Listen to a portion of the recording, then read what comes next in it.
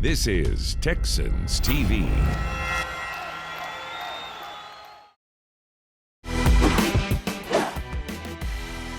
Coming up this week on Texans 360, a one-on-one with Titus Howard and more from one of the newest Texans. It's all next on Texans 360. We are ready to rock in Houston. Rock and roll, touchdown Texans.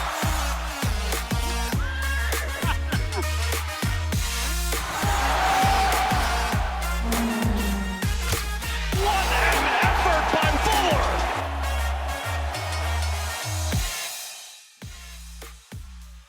Hello there and welcome into Texans 360. My name is Drew Dougherty. I'm your host and we've got a fun show for you this week because the great Cecil Shorts III will join us. Cecil, good to see you, my friend. You played wide receiver for the Houston Texans. You spent about a decade in the league and now you're a Texans ambassador and we hear you on the radio, Sports Radio 610. You doing okay? I'm doing well, man. How about yourself? I'm well. We got a lot to discuss because later in the show, we've got a one-on-one with offensive lineman Titus Howard. Plus, we're going to hear from the newest Texan, Michael Thomas. But we start things off with the news of the week. And on Wednesday, General Manager and Head Coach Bill O'Brien met with the media and spoke at length about the murder of George Floyd and the aftermath. He's very saddened by it, and he discussed a few things, including his thoughts on Floyd and how Floyd's family has grieved. You know, the more I read about George and think about George and know that he played football at Yates High School and how much he loved Houston and how much he loved his family, and watching his family over the last 3 or 4 days and how just passionate and how just unbelievably strong they have been, whether it's here in Houston or when they went to pray where he was murdered in Minneapolis. They've just been a great example for this country. The Floyd family has been an unbelievable example for this country, and topped off by yesterday with 60,000 people down there at the Green in downtown Houston. I mean, I think that's what Houston's all about. Houston comes together, Houston unites, and Houston is uniting around the Floyd family. And I think a lot of that has to do with the example of the Floyd family. It was the first time we'd heard from O'Brien since the NFL draft weekend, and he explained why exactly he was speaking out. I think as a white head football coach in the National Football League, it's important to speak out. There is real pain in statements, and statements can't really take the pain away. I understand that. It's just deeper. You know, on the phone yesterday with the friend of mine that I was telling you about earlier, it's so much deeper. It's so much deeper. It's 400 years ago, slavery, it's segregation, it's police brutality, it's not equal opportunities. It's so much deeper. It's deeper. And we have to stand with the Black community, and we have to heed the call to action and challenge each other to live out the change that we want to see. So O'Brien said, yes, words are nice, but actions need to be taken, and he described what the Texans will do next, taking those steps. We will encourage the guys that are here in Houston to go to the funeral if we're able to go to that. I've told my players since 2014 that I have their back. I told my players in 2017, I have your back. And I will continue to tell them that I have their back. If they need time to themselves, they can have time to themselves. If they need resources from us to try to begin to heal, we've got to help them. We have a lot of resources here to do that. They will get it. Strong words, strong emotions from O'Brien, and it's a side of the head coach and the GM that not many people have seen publicly. Cecil Shorts III, you played for a season under O'Brien back in 2015. What'd you think of what he had to say and what went on Wednesday? I tell you what, he was very honest. He took his time, which I love, because a lot of coaches came out kind of said something basic and simple. What he did was take his time, come up, and what I loved about it, he talked to people that's been through racism, that's been through some things that can really relate to the issues at hand. Romeo Cornell, Brian Flores, some of his friends that he didn't mention. And he gathered his thoughts and he came with something so elegant and so passionate. And when you can do that, you win over your locker room. you went over your fans. You went over the media. Like, he did so well. And he was so honest. He wasn't scared to talk about certain situations. He wasn't scared to bring things up. He was very vocal about what needs to get across. And he understands, like, it starts with the conversation, but it doesn't stop here. There's still things that must get done to move forward and to gain progress, excuse me. But he did an outstanding job.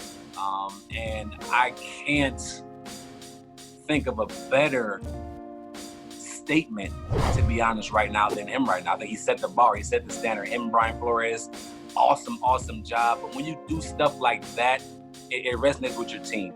It resonates with your city, your Houston, the fans, the media, that he really cares. And he mentioned in the interview that he tries to get to know different guys and gets to know their background. He mentioned Kenny Stills and Deshaun Watson and different others. That's a true statement. I was there. I watched him do it. He was somebody that really cares about his players and coaching staff and people he worked with. And the media and fans may not see that all the time, but what you saw today was a very passionate O'Brien, and is somebody that, man, I think he did a great job delivering his message today. And I think it was important that he said, hey, these are just words, and ultimately we all have to take action. And he described some of the small steps, like we mentioned earlier, that the Texans are going to take. They're meeting with the players, or they met with the players on Thursday. Next Tuesday, when the Floyd funeral happens, he's encouraging the players to go if they're able. So it's good to hear those steps being taken, and more are coming in the days to come, the months and years to come as well. All right, switching pages, Michael Thomas is one of the newest Texans. He's a safety. He's one of the best special teams players in the NFL, and he's a Houstonian, played his high school ball at Aldine Nimitz. Cecil, we're going to hear now from Michael Thomas, who spoke on Wednesday after O'Brien and spoke at length as well on some of these social justice issues. It was great coverage by Michael Thomas, and he picks it off. Intercepted. That's Michael Thomas. Michael, welcome back to Houston. Some thoughts about coming back to play in your hometown.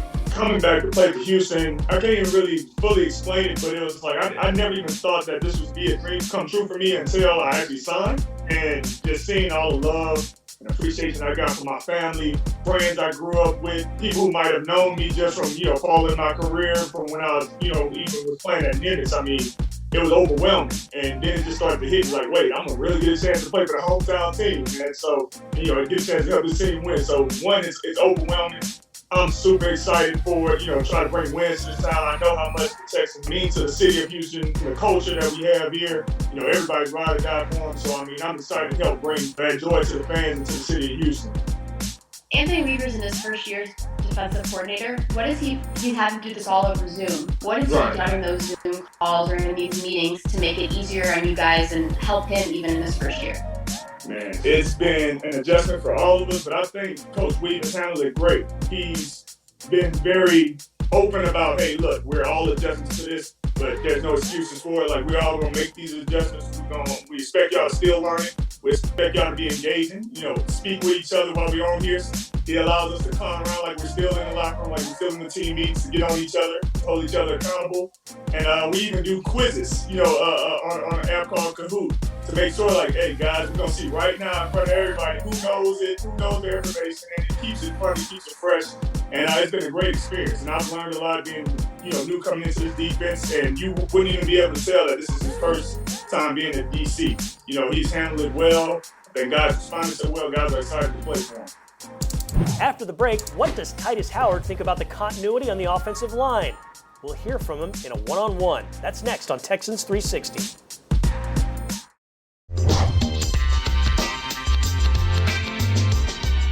Welcome back to the show. Glad you're with us. Drew Dougherty and Cecil Shorts III, Texans receiver from 2015.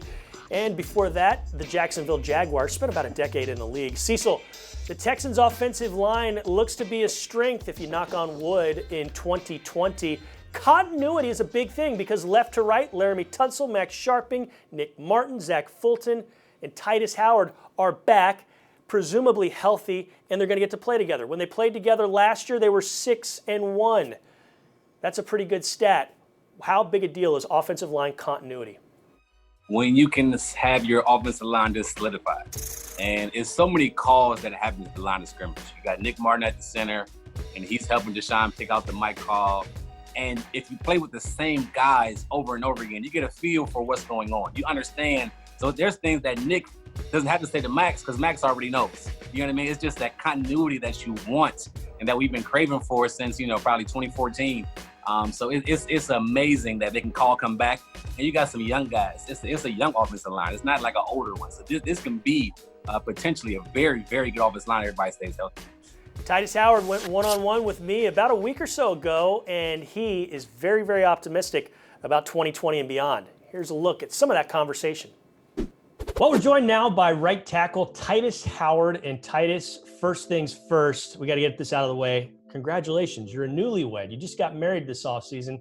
How is the married life going for you, my friend? It's been going great. We really just been chilling at home. It actually been giving us time to actually spend more time with each other, just chilling, watching movies, TV, and, getting a chance to enjoy life together as newlyweds. Well, how has the virtual offseason been going for you? You all started on April 27th. You've been meeting as an offensive line. You've been meeting as an offense, as a team, etc. What's that been like for you? The virtual meetings have been good for us as an offensive line. We get to, talk to all the guys again. But I think it's good for the rookies, though, because they're getting a chance to, learn their stuff. Last year as a rookie, you got there mentally. I mean, you were able to start a bunch of games, and when you did start, this team did really, really well.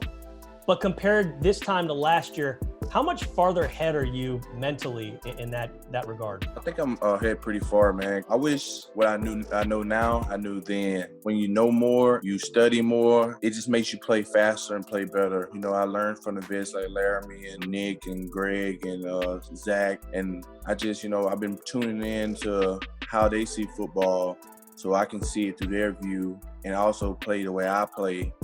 And, it can make me have a better second year. Yeah, in talking with a lot of your teammates over the course of the last couple months, there is that high level of excitement, especially on the offensive line.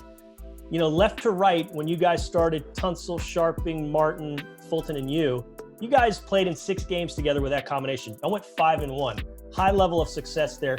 I imagine really high level of optimism for you guys as an offensive line, isn't it? Yes, sir.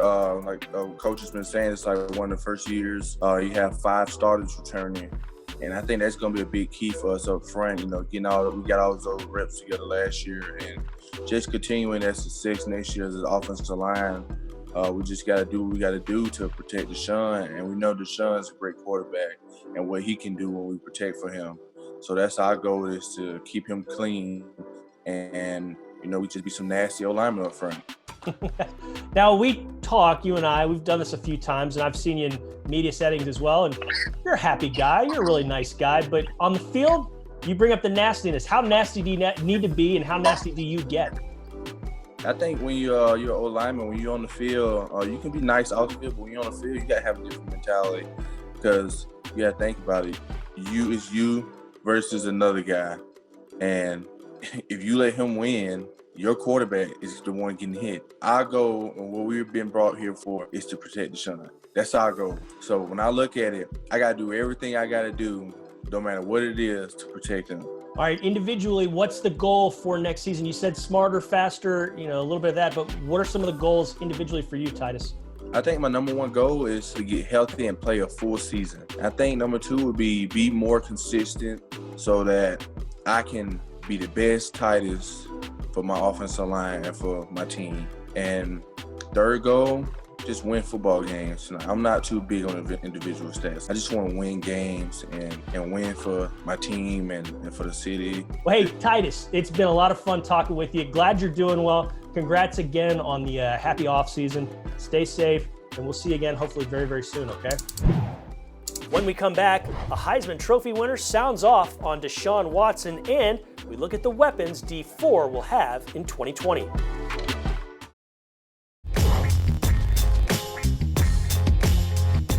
I work for the Texans. Many of us here on this call work for the Texans as well. Fun fact, you and Deshaun Watson are both on the short list of only 4 players to win the Davey O'Brien Award as the nation's best passer twice in their career. So how much of Deshaun have you seen play now that he's gotten into the NFL? And what do you see in his game that you might wish you could have had in yours? Well, I am a Deshaun Watson fan. I just love the way he carries himself. He's a leader out there on the field. He battles, he plays through injuries. So, he's the type of guy I really appreciate that's playing the game right now. I wasn't near the athlete he was as far as speed goes and things. I think we both kind of created and made plays, and sometimes when things break down, you got to improvise a little bit. He does a great job of that, finding guys down the field, keeping his eyes down the field, and then when he needs to, he can take off and go get those yards, which I never could have done. So I appreciate that part from him. 1990 Heisman Trophy winner Ty Detmer of BYU, and then spent over a decade in the NFL. Talking about D4, Deshaun Watson. We've got Cecil Shorts III with us. I'm Drew Dougherty as Texans 360 rolls on. And Cecil, in talking with a lot of Deshaun's teammates this offseason, in the virtual manner he's prepared for 2020, they've been mightily impressed. You see the heroics when a play breaks down, but a lot of that's not possible without the stuff he's putting in right now, isn't it? Yeah, I mean, to be honest, if you think year four in high school, that's your senior year. That's your best year. Year 4 in college, that's your senior year. It's supposed to be your best year. You know everything. You know the system. You know how to prepare. It's the same thing for the pros. This is 4th year in the league. He's had a ton of reps, tons of success. He knows what he needs to do. Now it's about him getting to that next level for his personal growth, for him to be the MVP caliber type of guy that I think he can be. So for him, this is going to be an awesome year, man. He knows how to prepare. He's friends with other peers in the league, and he sees what they do, and he wants to emulate that. And okay, what do I have to do to be the best I can be to help this team? And to hear Brandon Cooks and others speak out about how he is as a leader, how he's growing as a player. Brandon Cooks has been around who? Drew Brees, Tom Brady. He's been around some of the best ever to do it. Yeah. So moving forward, man, this is going to be an exciting year, and I can't wait to see how he can continue to develop his game. And for him to get even better is kind of scary for other teams. Yeah, I like your year 4 analogy. I'm going to use that. I'll properly credit you, but that's a good one. That's good stuff, Cecil. You just brought up Cooks, and he also has Will Fuller, presumably healthy and ready to roll. And a lot of folks, including you, have always said he's capable of being a number 1 wide receiver. When you see the speed out there on the edge, and then also there in the slot with Randall Cobb, as well as Kenny Stills coming back, how exciting do you think this track meet of an offense could be in throwing the football around? Drew, you mentioned track meet, and that's exactly what it's going to be. Because you got 3 or 4 guys that at any moment can take it to the house. Either a deep ball or something over the middle. You have multiple, you have a probably your deepest receiving core that O'Brien has had since he's been in town. And then the way he can use these guys and how you can put them inside and put them outside and just do different things with him. Tim Kelly has an arsenal.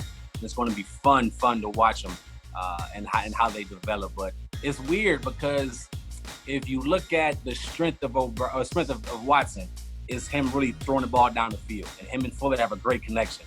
Now you add Brandon Cooks to the mix, and what does Brandon Cooks do best? Throw the ball down the field. I mean, it's using the speed down the field. So it's going to be exciting to see these receivers and Watson hook up. It could be like a video game in some regards, and we're going to have more on that after the break. We're going Madden here on Texans 360. Stick with us.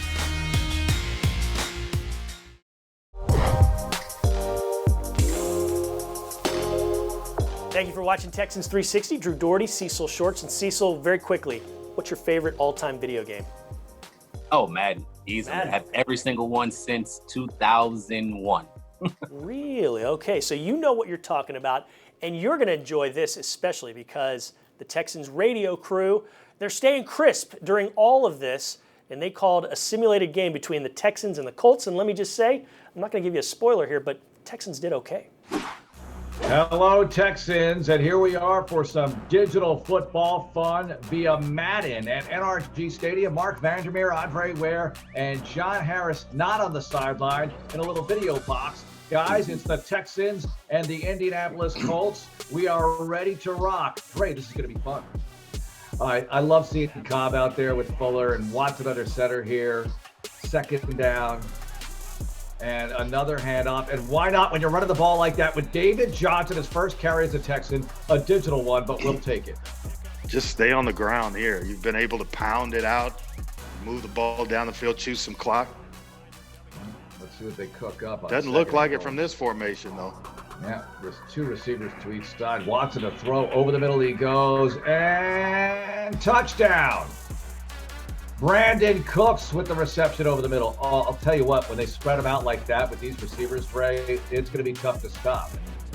And they'll head right back out. Johnny, what do you have for us at the half here? Well, I did a Zoom with the virtual O'Brien at halftime, and he seemed pretty thrilled with what he's seen from his offense. They dominated the first quarter and almost a half with that long drive that resulted in a Brandon Cooks touchdown. And you can see him on the sideline, kind of close to a smile forming on virtual Bill O'Brien's face. He's just making sure that Vanderkid is calling the right plays and staying on task, making sure that defense is up to snuff for Anthony Weaver, the virtual Anthony Weaver, who we do not see on the sideline. That was Randall Cobb, which I'm kind of anxious to see that. Somebody that can really work underneath his own coverage and is so good after the catch and exploding up the field, good hands. Be a good addition to this offense. Let's go with the situation here on 2nd and 3, and a play fake, and Deshaun with all day, deep ball, and caught, and touchdown. A tiptoe catch back of the end zone. Brandon Cooks, his 2nd TD catch of the game. Well, just seeing the Colts celebrate there a little bit at the end, thinking they might have an opportunity, and them not get it, that was kind of nice. And there's Phillip Rivers going off the field, again, losing to the Texans as he did in 2018. I'll be catching up with virtual Brandon Cooks in the locker room here in just a minute as our player of the game. All right. How about that? 2 touchdowns for Brandon Cooks. Let's see more of that in the regular season when the Texans are playing. And if you want more stuff like that, go to HoustonTexans.com, the Houston Texans mobile app. Heck, even scan your QR code if you're into those things. Hey, Cecil, always great talking with you. I wish you were sitting next to me like normally, but we'll make it work this time. You okay, man? I'm good. I appreciate you, Drew. Always fun with you, and hopefully I get to see you soon in person. Yes, I would like that. Stay safe. All of you, stay safe as well. Big thanks to Tyler Marcotte, Jay McDevitt, Tyler Sudar, and the crew for putting this one together. Until then, I'm Drew Dougherty, and go Texans.